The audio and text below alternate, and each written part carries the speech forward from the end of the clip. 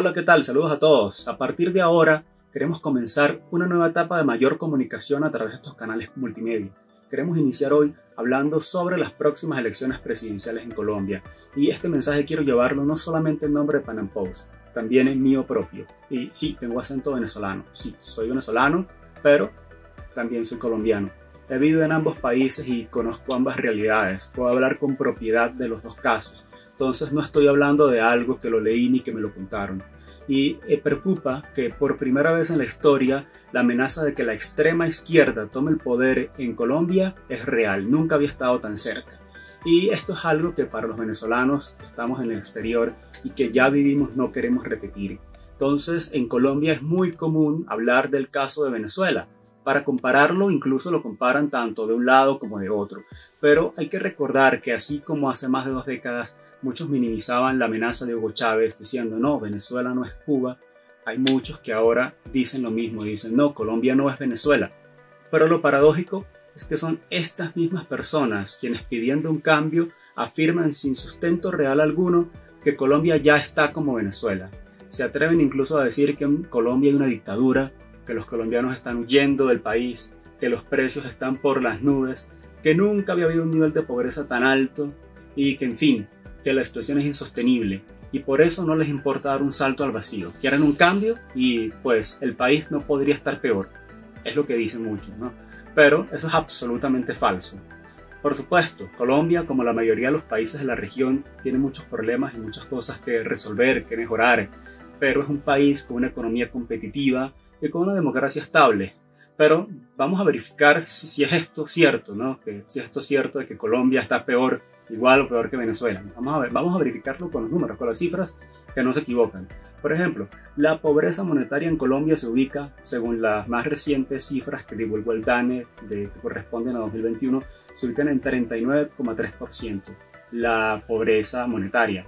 Si hablamos de la pobreza extrema, es de 12,2%. En Venezuela estamos hablando de 94,5% de pobreza y de que 76,6% de los venezolanos viven por debajo de la línea de pobreza extrema.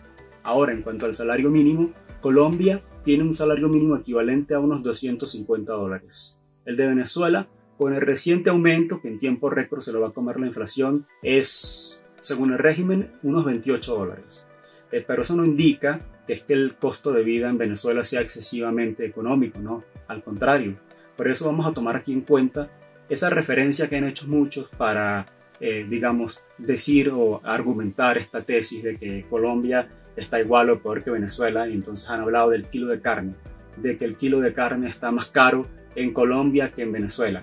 Y pues sí, estamos hablando de que el kilo de carne en Colombia cuesta aproximadamente unos $10.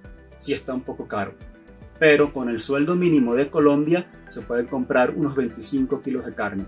En Venezuela sí cuesta un poco menos, según lo que hemos logrado ver están unos $6 aproximadamente, pero con el sueldo mínimo de Venezuela alcanza para unos 4,5 kilos, pero no nos olvidemos del efecto de la inflación. Entonces ahora vamos a eso, vamos a ver la inflación. Por ejemplo, la inflación acumulada de Colombia en 2021 fue de 5,62%. La de Venezuela, escuchen bien, fue de 686,4%.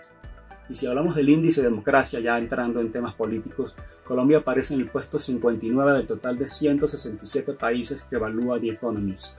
En 2021, Chile, Colombia no obtuvo su mejor calificación, sin embargo, sigue estando por encima de 14 países de la región. Y adivinen cuál es el último, Venezuela.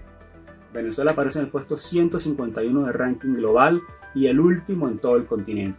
Entonces, evidentemente Colombia no está como Venezuela, pero lamentablemente sí podría llegar a estarlo, e incluso peor. ¿Por qué? Porque la debacle colombiana podría producirse en menor tiempo que la venezolana.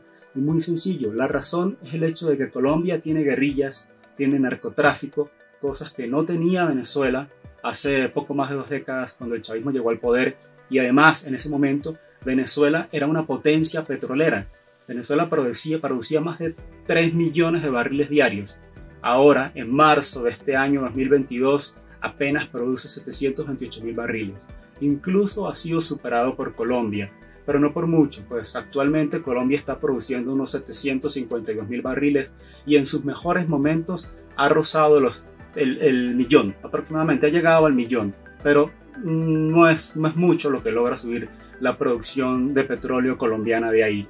Entonces, evidentemente, Colombia no cuenta con los petrodólares con los que le permitieron a Chávez en su momento financiar su proyecto por más de una década, ¿no?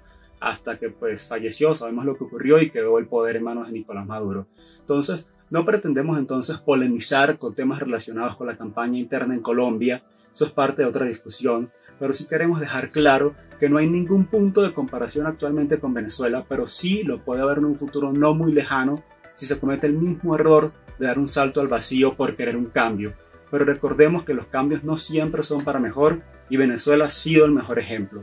Tampoco nos interesa hablar de candidatos en particular ni militamos en ningún partido político. Nuestra misión como medio es la defensa de las libertades y por lo tanto advertimos del peligro y nos oponemos a proyectos que van en sentido opuesto, que es el del control estatal, que distorsiona las economías, lleva al autoritarismo, que seduce a muchos con la utopía de la igualdad y que a fin de cuentas es lo único que cumple. Si el tema de la igualdad sí lo cumple a cabalidad, porque es lo que ha ocurrido en Venezuela, 94% de pobreza, entonces todos iguales de pobres, ¿no? Y ni hablemos del caso de Cuba. Entonces no es nuestro papel decirte por quién votar, pero sí por quién no votar. Es bastante obvio y no hace falta en este momento mencionar nombres. Estos proyectos populistas, mesiánicos, revanchistas, cargados de resentimiento y ahora también de un resentimiento o una lucha de clase, que va más allá de las clases, que ahora también llega a una lucha de razas, de género. Estos regímenes que llegan por la vía democrática, sabemos cómo llegan y cuándo llegan, pero no sabemos cuándo se van ni cómo se van, ¿no? Incluso en Colombia ya hay algunas confesiones que se han escapado en ese sentido. Y además, después de tantos intentos por desplazar a la malvada oligarquía, que dicen que van a desplazar para ayudar a los pobres, después que lo logran, no se van tan fácilmente. Y entonces, ¿cómo lo hacen? Pues ellos no abandonan el poder sencillamente tan fácilmente porque logran extender sus mandatos, bien sea a través de una constituyente, que es su vía favorita, cambiando todas las reglas de juego, pero esa no es la única. También crean milicias urbanas para desplazar a los cuerpos de seguridad del Estado, buscan infiltrar las instituciones, la justicia, acabar con la separación de poderes. Y entonces, pues es una situación que lleva a lo que hemos visto en muchos países donde estos regímenes han llegado. No hace falta que los mencionemos nuevamente porque ya ha sido bastante claro. Casos de Cuba, casos de Venezuela. Entonces, ¿qué es lo que queremos decir con este mensaje? Pues darle a Colombia nuestro mensaje de que debe cuidar la democracia. Colombia debe cuidar la democracia, no es perfecta, pero si se da un salto al vacío sin pensar en las consecuencias, en muy poco tiempo se podría llegar a extrañar.